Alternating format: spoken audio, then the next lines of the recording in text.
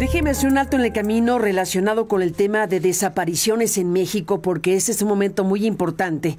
Y tan importante es que muchas organizaciones han firmado un documento que hemos publicado en Aristegui Noticias de manera completa para que lo revise si lo quiere revisar. Desde ayer estamos publicando cómo familiares de desaparecidos y organizaciones le exigen al gobierno mexicano, al gobierno federal, que colabore con el Comité de Expertos en Materia de Desapariciones de la ONU. Emitieron un comunicado diciendo que México debió haber remitido ayer, y esperemos que lo haya hecho, el gobierno mexicano debió haber remitido ayer el informe solicitado sobre desapariciones generalizadas o sistemáticas en México. Familiares de personas desaparecidas y 127 organizaciones de la sociedad civil urgieron al gobierno federal a colaborar con el Comité contra las Desapariciones Forzadas de la ONU, luego de que este órgano activó el procedimiento del artículo 34 de la Convención Internacional para atender la situación en México. De acuerdo con el comunicado del CED, ayer jueves 18 de septiembre, México debió haber remitido ya el informe solicitado sobre desapariciones generalizadas o sistemáticas en su territorio. Este comité recordó que da seguimiento al país desde 2012 y que ha emitido 773 acciones urgentes, la cifra más alta para cualquier estado parte. Hemos buscado a una especialista en temas de derechos humanos, a Tania Ramírez. Tania Ramírez, directora ejecutiva de la Red por los Derechos de la Infancia en México, integrante de Hijos México, hija de Rafael Ramírez Duarte, que se encuentra en condición de desaparecido, como sabemos, Rafael. Y hay que decir que Tania, compitió para ser presidenta de la Comisión Nacional de Derechos Humanos. Recordamos su caso porque fue retirada de la contienda teniendo una de las mejores calificaciones para ser la Ombudsperson de México, y en su momento lo conversamos con ella. Tania Ramírez, este es un comunicado muy relevante de familiares de personas desaparecidas y estas 127 organizaciones de la sociedad mexicana. Bienvenida, Tania, gracias por estar aquí. ¿En qué punto estamos? Muchas gracias, Carmen. Un gusto siempre saludarte y a la audiencia. Estamos en el momento de saber si efectivamente el Estado mexicano envió esta respuesta, este informe al comité. Explicar un poco que esto del artículo 34, que a veces puede sonar medio técnico, tiene que ver con lo que dice la Convención contra la Desaparición Forzada de Personas, en donde señala que si el comité recibe información de que a su juicio hay indicios bien fundados de que la desaparición forzada se practica de forma generalizada o sistemática en el territorio del Estado parte, y tras haber solicitado información, el Estado debe, en este sentido, dar información pertinente y podrá llevar la cuestión, esta es la relevancia del artículo 34, podrá llevar la cuestión con carácter de urgente a la consideración de la Asamblea General de las Naciones Unidas. Es decir, la Convención en este artículo 34 coloca un grado de excepción para países en los que las desapariciones tengan ya tintes, indicios de ser generalizadas o sistemáticas.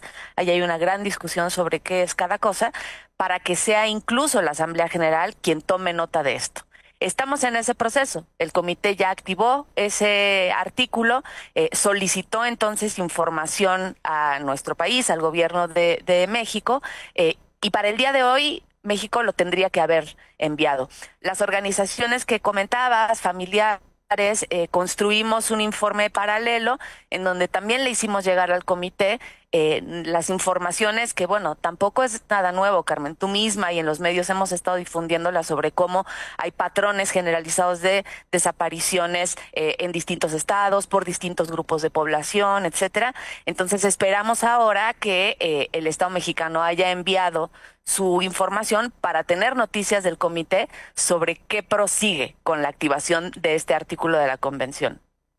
Ni más ni menos, lo dices con mucha claridad, Tania. Estamos efectivamente frente a esta activación del artículo 34, que es la primera vez en la historia de la Convención que se activa este mecanismo, y puede llegar al punto que tú dices, puede llegar al punto de que este comité lleve el caso México en materia de desapariciones a la Asamblea General de la ONU, lo cual ya llevaría a una circunstancia mayúscula. Exacto, es una No sabríamos qué podría pasar ahí, por cierto. No sabemos, y esa es la parte quizá más interesante, o al menos desde acá lo que nos entusiasma, vamos a decirlo así, es la posibilidad de construir algo que nunca se ha hecho.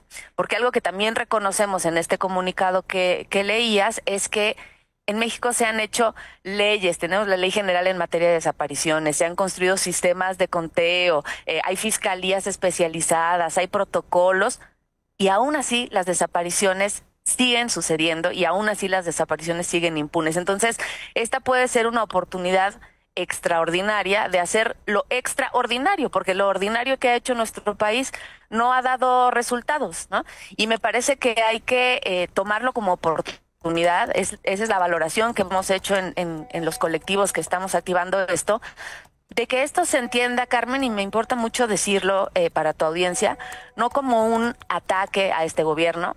Hay que recordar que la respuesta incluso que hubo pues fue un poco agresiva por parte del Estado mexicano, diría, Sí. como con mucha resistencia de no me vengan a mirar esto, pues un poco con la narrativa de México ya no comete desapariciones forzadas como en el pasado, etcétera, lo cual a estas alturas ya sabemos.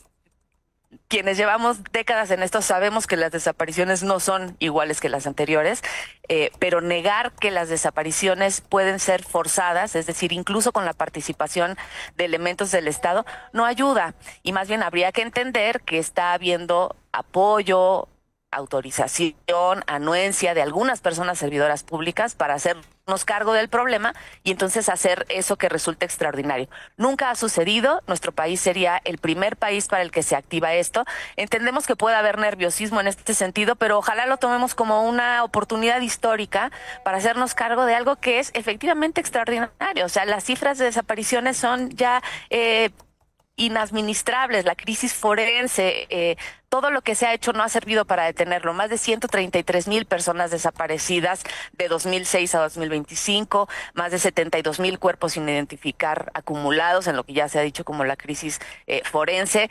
Y fíjate, Carmen, solamente se han dictado 373 sentencias de este universo, ¿no?, de cientos decenas de más de 133,000 personas desaparecidas y solamente tenemos 373 sentencias. No podríamos hablar de que la impunidad es generalizada, quizás sistemática. A nosotros nos parece que sí, ¿no? Entonces, ojalá sea tomado como una oportunidad para hacer algo distinto y para construir una forma de respuesta distinta, que es un poco lo que el Estado mexicano tendría que estar respondiendo al comité con, por ejemplo, posibilidades de determinar las causas de las desapariciones y no solo determinarlas, sino erradicarlas, poder establecer un programa nacional de prevención, procesar debidamente a los responsables, que no tengamos solo un puñado de sentencias, que además casi todas son por desapariciones por particulares, no por desaparición forzada, reparación a las víctimas, búsqueda con vida, identificación digna. Sí que se pueden hacer muchas cosas y ojalá este sea un momento para construir eso que al momento no hemos visto. Ojo, ni en estos gobiernos, ni con el PRI, ni con el PAN, ni con todos los anteriores, ¿eh? Ni más ni menos. Pues Tania Ramírez, seguiremos en torno a todo este tema. Gracias por estar aquí como directora ejecutiva de la Red por los Derechos de la Infancia en México, como integrante de Hijos y como hija de Rafael Ramírez Duarte, que por supuesto es una figura relevantísima que se encuentra en condición de desaparecido tu padre. Gracias, Tania, seguimos hablando y un abrazo. Muchas gracias, Carmen, un abrazo también. Igual para ti. Buen día.